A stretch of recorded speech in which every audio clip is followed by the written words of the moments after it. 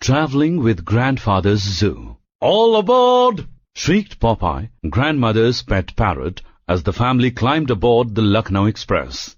We were moving for some months from Dehra to Lucknow, and as grandmother insisted on taking her parrot along, grandfather and I insisted on bringing our pets too, a teenaged tiger, grandfather's, and a small squirrel, mine. But we thought it prudent to leave the python behind. In those days, trains in India were not so crowded, and it was possible to travel with a variety of creatures. Grandfather had decided to do things in style by traveling first class, so we had a 4-berth compartment of our own, and Timothy, the tiger, had an entire berth to himself. Later, everyone agreed that Timothy behaved perfectly throughout the journey. Even the guard admitted that he could not have asked for a better passenger. No stealing from vendors, no shouting at coolies, no breaking of railway property, no spitting on the platform.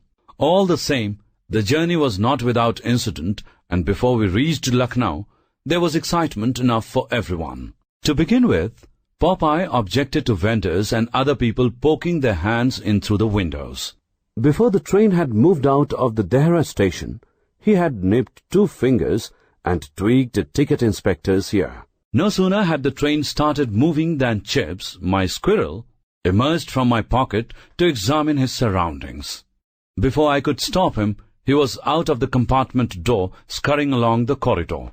Chips discovered that the train was a squirrel's paradise, almost all the passengers having bought large quantities of roasted peanuts before the train pulled out.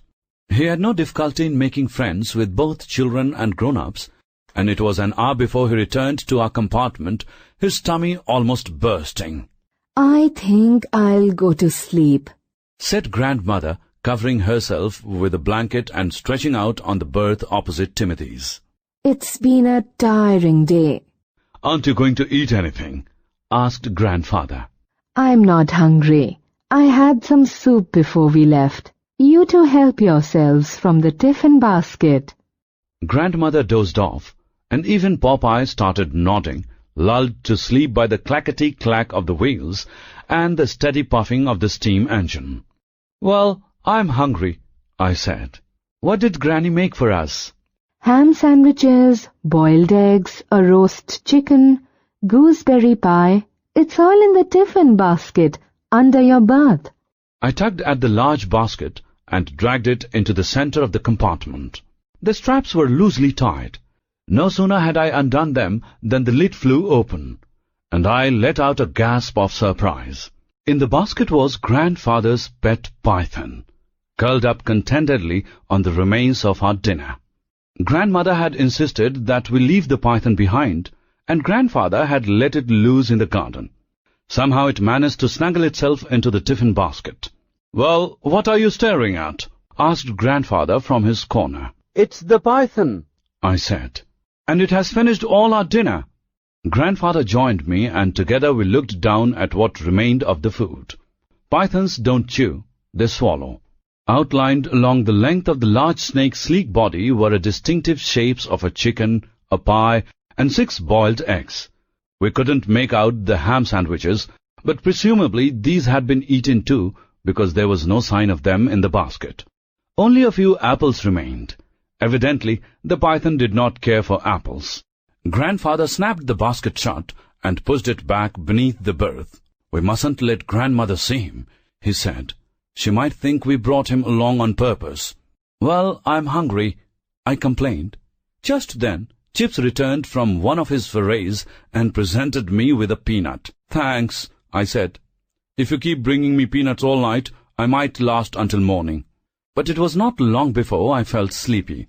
Grandfather had begun to nod, and the only one who was wide awake was the squirrel, still intent on investigating distant compartments. A little after midnight there was a great clamor at the end of the corridor. Grandfather and I woke up. Timothy growled in his sleep, and Popeye made complaining noises. Suddenly there were cries of, "Sop! Sop! Snake! Snake!" Grandfather was on his feet in a moment. He looked under the berth. The tiffin basket was empty. "The python's out," he said, and dashed out of our compartment in his pyjamas. I was close behind. About a dozen passengers were bunched together outside the washroom door. Anything wrong?" asked grandfather casually. "We can't get into the toilet," said someone. "There's a huge snake inside." Let me take a look," said grandfather. "I know all about snake." The passengers made way for him, and he entered the washroom to find the python curled up in the wash basin. After its heavy meal, it had become thirsty, and finding the lid of the tiffin basket easy to pry up, had set out in search of water. Grandfather gathered up the sleepy, overfed python and stepped out of the washroom. The passengers hastily made way for them. "Nothing to worry about," said grandfather cheerfully. "It's just a harmless young python. He's had his dinner already, so no one is in any danger." And he marched back to our compartment with the python in his arms. As soon as I was inside, he bolted the door. Grandmother was sitting up on her berth. "I knew you'd do something foolish behind my back," she scolded. "You told me you'd got rid of that creature, and all the time you've been hiding it from me." Grandfather tried to explain that we had nothing to do with it, that the python had smuggled itself into the tiffin basket, but grandmother was unconvinced. What will Mabel do when she sees it?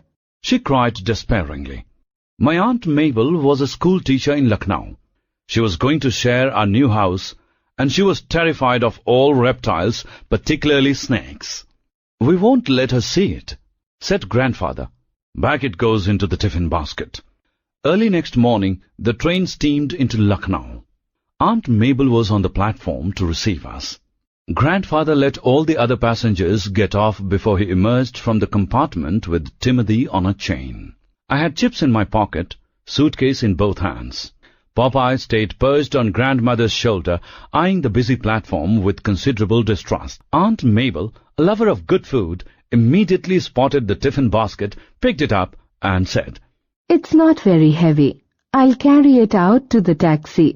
I hope you've kept something for me."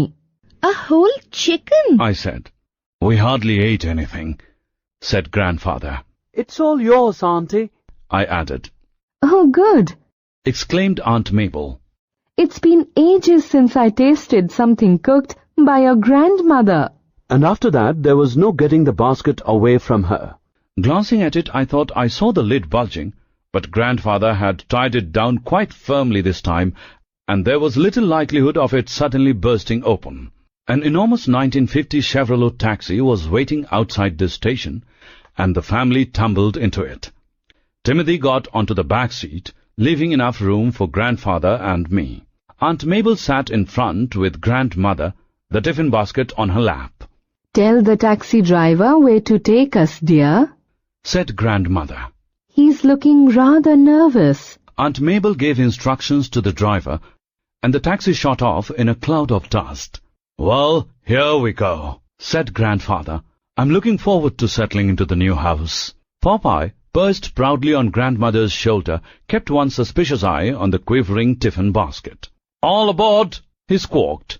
"All aboard!" When we got to our new house, we found a light breakfast waiting for us on the dining table. "It isn't much," said Aunt Mabel. "but we'll supplement it with the contents of your hamper." And placing the basket on the table, she removed the lid. The python was half asleep, with an apple in its mouth. Aunt Mabel was no Eve to be tempted. She fainted away.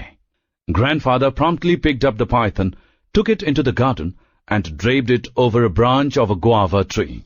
When Aunt Mabel recovered, she insisted that there was a huge snake in the tiffin basket. We showed her the empty basket. "You are seeing things," said grandfather. "It must be the heat," I said.